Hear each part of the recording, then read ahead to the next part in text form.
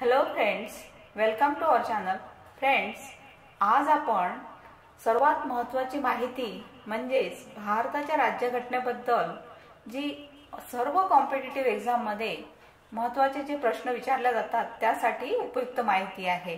तर ही राज्यघटनेबद्दल महत्त्वाची माहिती आपण या व्हिडिओमध्ये पाहणार आहोत.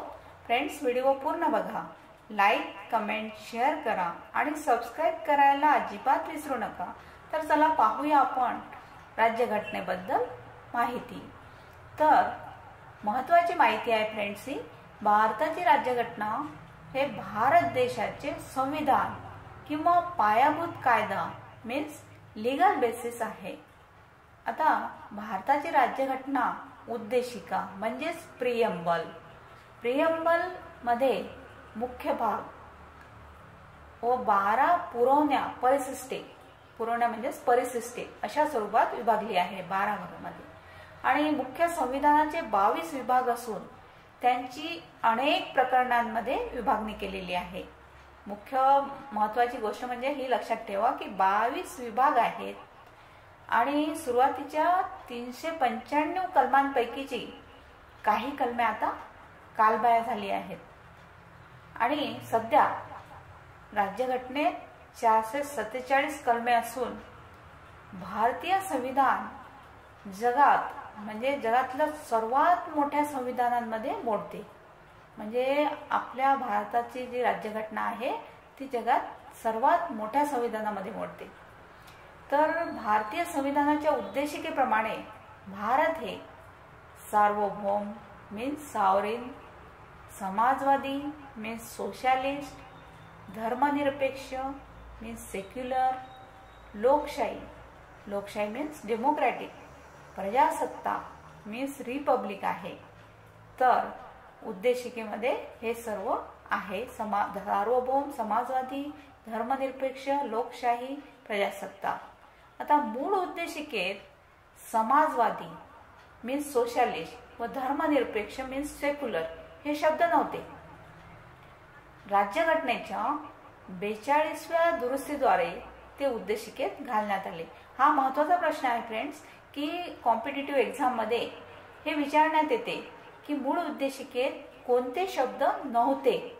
बाकी आपल्याला दिलेले असतात पुष्कळ सारे शब्द, परंतु त्यामध्ये आपल्याला ओळखायचे असतात की कोणते शब्द नव्हते. तर हे लक्षात ठेवा, मूळ उद्देशिकेत समाजवादी आणि धर्मनिरपेक्ष हे शब्द नव्हते. आता राज्यघटनेच्या 42व्या दुरुस्तीनुसार हे उद्देशिकेत म्हणजे प्रियम्बलमध्ये घालण्यात आलेले आहे, इन्क्लूड करण्यात आले आहेत. आता डॉक्टर बाबासाहेब आंबेडकर हे राज्यघटनेचे शिल्पकार आहेत. भारतीय संविधानावर विविध पाश्चात्य संविधानांचा प्रभाव आहे. नोव्हेंबर 26 म्हणजे 26 नोव्हेंबर 1949 रोजी राज्यघटनेचा स्वीकार केला गेला आहे. तर ही तारीख सुद्धा लक्षात ठेवा, 26 नोव्हेंबर 1949 राज्यघटनेचा स्वीकार केला गेला. आणि 26 जानेवारी 1950 पासून राज्यघटना अंमलात आलेली आहे. या दोन्ही तारखा लक्षात ठेवायच्या आहेत. आणि 49 साली अंमलात आलेले भारतीय संविधान मुख्यत्वे 1935च्या भारत सरकार कायद्यावर आधारित आहे. हे वर्ष सुद्धा लक्षात ठेवायचं आहे आपल्याला की government of India act of 1935 means 1935चा भारत सरकार कायदा यावर आपले संविधान अवलंबून आहे, त्यावर आधारित आहे. आता ऑगस्ट 29 रोजी डॉक्टर बाबासाहेब आंबेडकर यांच्या नेतृत्वाखाली संविधान समिती स्थापन झाली. अनेक बैठकांनंतर या समितीने सादर केलेला अंतिम मसुदा नोव्हेंबर 26 म्हणजे 26 नोव्हेंबर 1949 रोजी स्वीकारला गेला. ही तारीख सुद्धा लक्षात ठेवायची आहे की अंतिम मसुदा 26 नोव्हेंबर 1949 रोजी स्वीकारला गेला. आता 26 नोव्हेंबर हा दिवस भारतीय संविधान दिन म्हणून साजरा केला जातो. आता सुद्धा साजरा करतो आपण. 26 नोव्हेंबर हा दिवस भारतीय संविधान दिवस म्हणून साजरा करतो. नंतर आहे नागरिकत्व, निवडणुका व अंतरिम संसदेविषयीचे आणि इतर काही तात्पुरत्या बाबी तात्काळ लागू झाल्या.